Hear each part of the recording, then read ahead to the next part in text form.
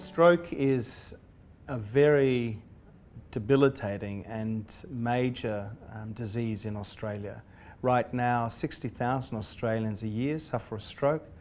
A third of those will go on and have major disability. So currently there are over 250,000 people in Australia that have disability from stroke, which makes it the leading cause of disability in Australia. So it's a major disease that we can do very little for in 2010. And so the work we're aiming to do is to change that outcome.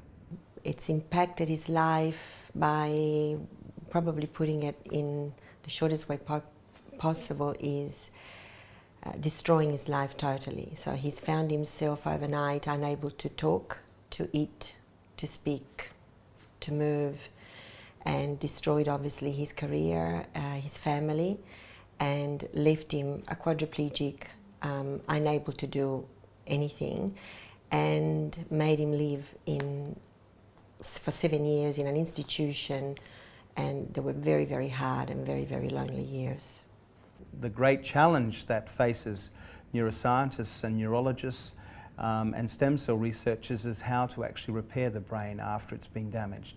So the potential benefit of this type of work to Australians and to many humans around the world is colossal, and it's very exciting to consider that we might be part of changing the paradigm of repairing the brain rather than just seeing people being damaged from these awful diseases and know that there's nothing we can do.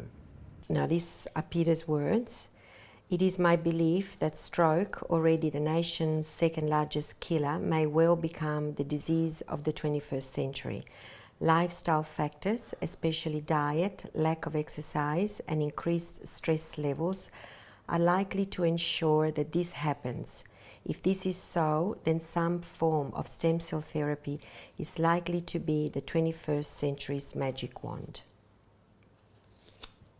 After we came back from Rotterdam, Peter was very keen on getting in contact with someone from Adelaide that did research on stem cell, because we had heard on the news that there were a small group of researchers in Adelaide for stem cell. So we managed to find the name of Professor Simon Kobler, and Peter wrote him a few letters which didn't really straight away have any reply. And then with the launch of the book and Australian Story, we sent Simon Kobler an invitation, and he was contacted by the ABC. So he obviously realized this was serious, and he contacted us. He came to the launch, and Peter and Simon became good friends since then, and they work together on a few little things when they can.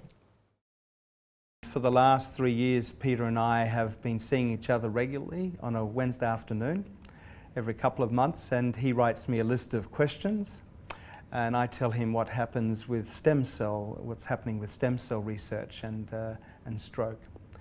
And over the years, Peter has recognised the great need in Australia to support this type of research that we're doing here in the Stem Cell Centre and the Robinson Institute at the University of Adelaide. The foundation came about probably just over a year ago, or the idea of the foundation. Peter had contacted Santos and asked for an appointment, and writing him a letter asking if there was a way that Santos could help in some way to raise some funds for the stem cell research. Mr. Stephen Gerlach, the director of Santos at the time, was very kind enough to actually give us an appointment and spared some time.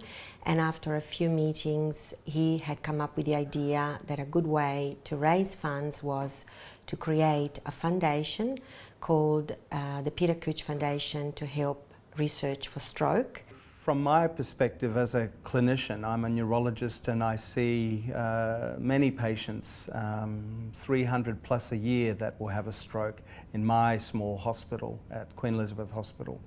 And as I said before, the problem is that right now when someone has a stroke, for example, the best I can do is say, well, we'll wait and see how you are a week after you've had a stroke to see whether you get better or you don't. We know about a third of the people that have a stroke will be left with a significant disability, and that's maybe well over 250,000 of Australians. So the benefit that we can achieve just by getting someone to regain some function in their hand, for example, to be returned back to work or do a hobby would be enormous.